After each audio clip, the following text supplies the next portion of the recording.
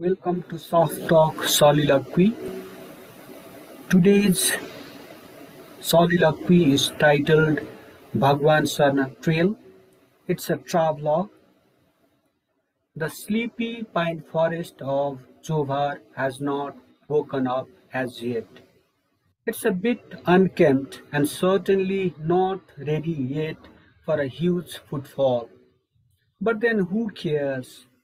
Who bothers about forests' rights? After all, there's a whole lot of workout to do every morning, bird songs to listen to, poems to write, carbs to discard, friends to meet, lungs to fill with fragrance-filled air. That's more than what you get at oxygen parlors. And of course, bless yourself with good health so you don't lag behind in your respective rat races.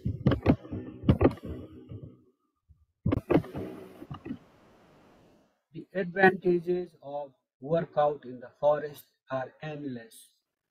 There's surely more to these woods than all these things. But one thing is very clear: the state cannot leave the woods to their own devices, for that is akin to courting danger.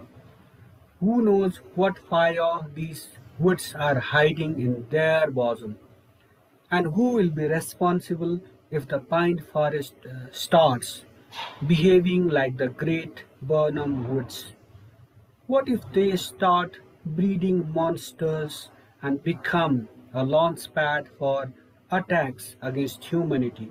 And who will be responsible if woods turn into safe havens for guerrillas? And how will the state react if that happens? Douse it with Agent Orange like the United States did in Vietnam to flush out the guerrillas.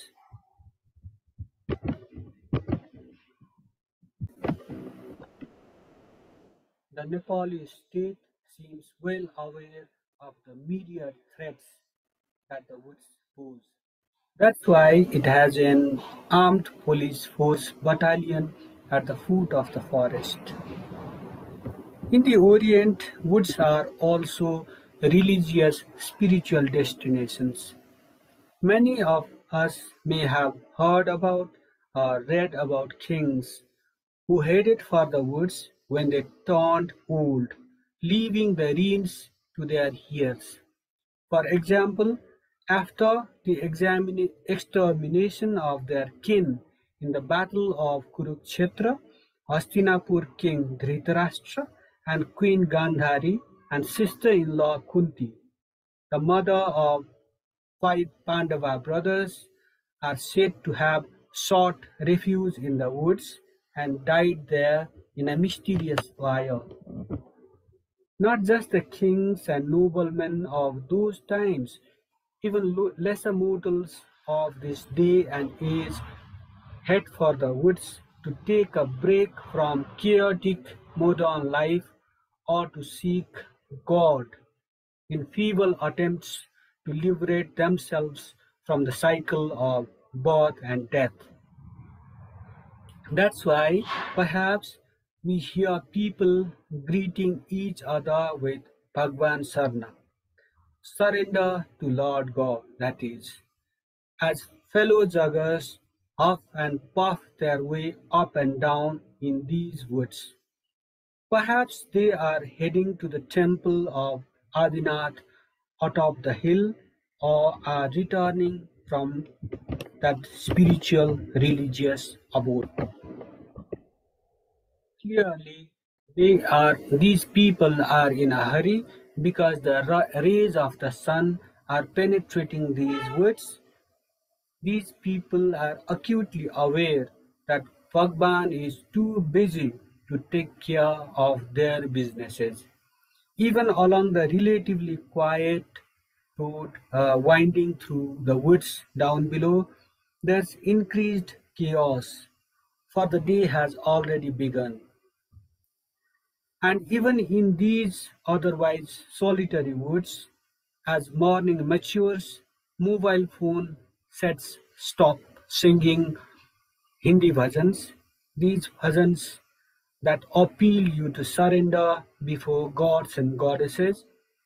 As for the songs of the woods and the music of the sweet air, who has the time to listen to them in this mad world, in these mad times? Amid all this, a pair of legs, they have a will of their own, keep pushing up while the rest of the body rebels.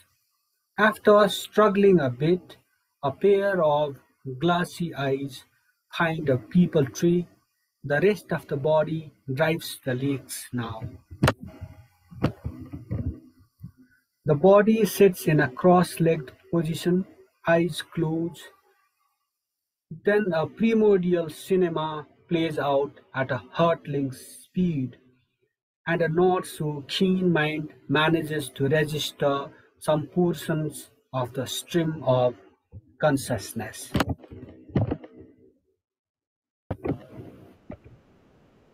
Here are some of the sketchy details from that cinema. First, there's the thunder of dinosaurs trampling on the earth. It seems as if they will rule the earth forever. Then comes the ice age and the giants disappear. In deep woods somewhere, primals learn to make fire. The World War First breaks out. It ends with the defeat of Germany and the Treaty of Versailles. Then the World War II breaks out. Tuzo's forces attack Pearl Harbor, dragging the US into the Great War.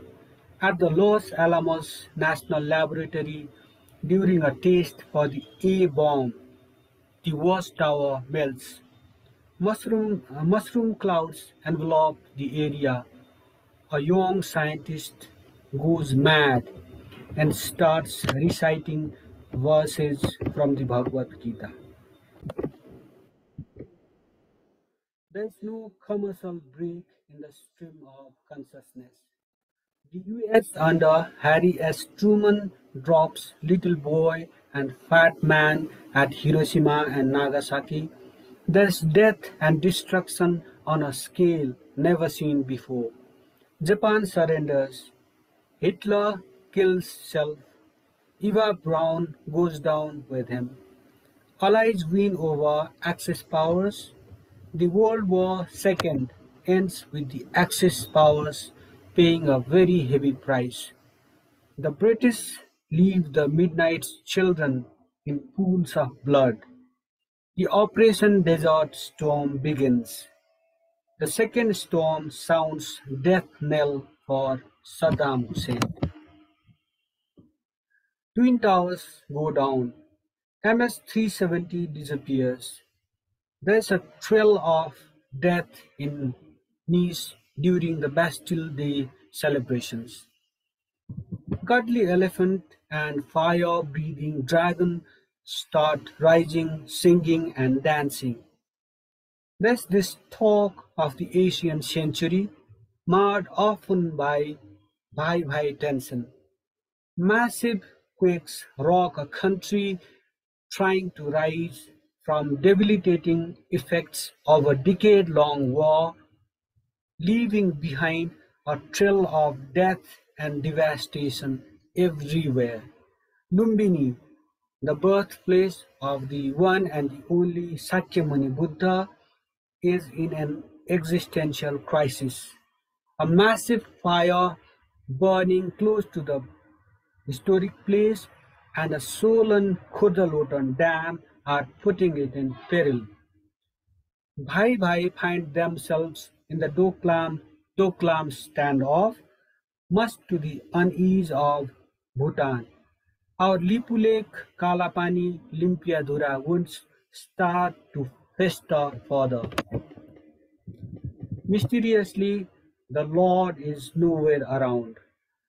Perhaps it has dawned on him that the world he created with so much passion has become simply unmanageable, simply ungovernable.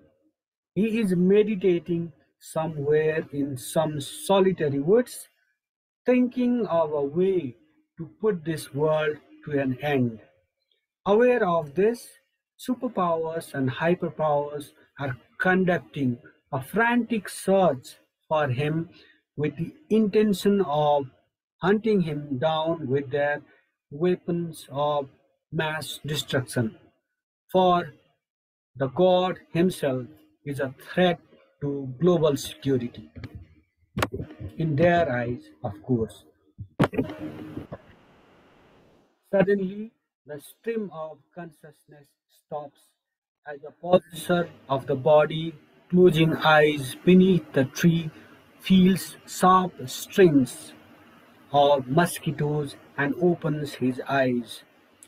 The monkey mind wonders if there were no insects equipped with proboscis in the times of the Buddha.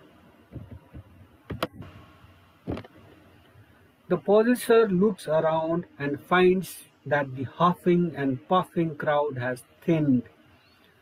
Mobile phone sets are silent. It seems as if some powerful force has imposed a telephony ban. Much to everyone's relief, it becomes clear that another blockade is not in force as yet. As a rebellious cell phone set breaks the silence and the male voice sings some sad song, and the female voice echoes that sadness.